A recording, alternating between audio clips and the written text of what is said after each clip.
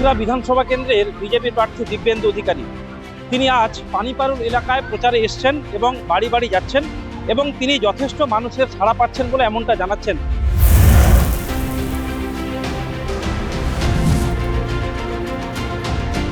আমরা চাই বাংলায় সনাতনীরা ঐক্যবদ্ধ হয়ে এই সব ভ্রষ্টাচারী, নারীঘাতী, দুর্নীতিতে নিমজ্জিত এই সরকারের এক মুহূর্ত সরকার থাকার অধিকার আছে বলে আমরা মনে করি না।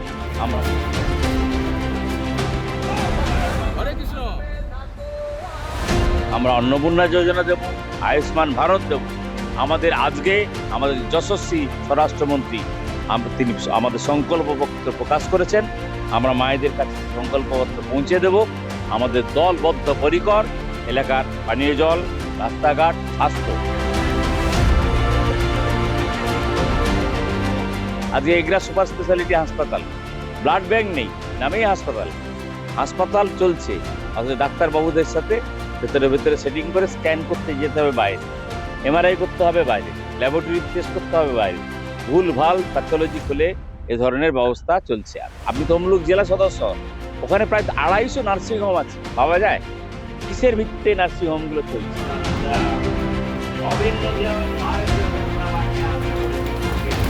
আমার পরিবার স্বাধীনতা সংগ্রামে, আমাদের নেতা নরেন্দ্র মোদী, আমরা তার আদর্শে বিশ্বাস করি। তার জীবন তিনি উৎসর্গ করেছেন সারা দেশের জন্য। আজকে আমরা 1 নম্বরে এগিয়ে গেছি। কোভিডের ভ্যাকসিনের সময় তিনি বলে দেননি যে হিন্দু পাড়ায় ভ্যাকসিন দেবে, মুসলমান পাড়ায় ভ্যাকসিন দেবে না। তিনি সর্বধর্ম বর্ণকে তিনি ভ্যাকসিন দিয়ে বাঁচিয়েছেন। আজকে আমরা বদলা নেব, কাদের বিরুদ্ধে বদলা নেব? যারা চোর, ডাকাত, বদমাইশ, এদের আমরা জেলের ভিতরে উঠাবো।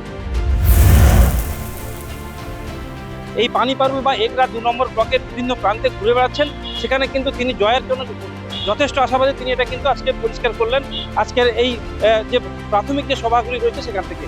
পূর্ব মেদিনীপুর থেকে বিনোদ মণ্ডল, নিউজ টাইম বাংলা।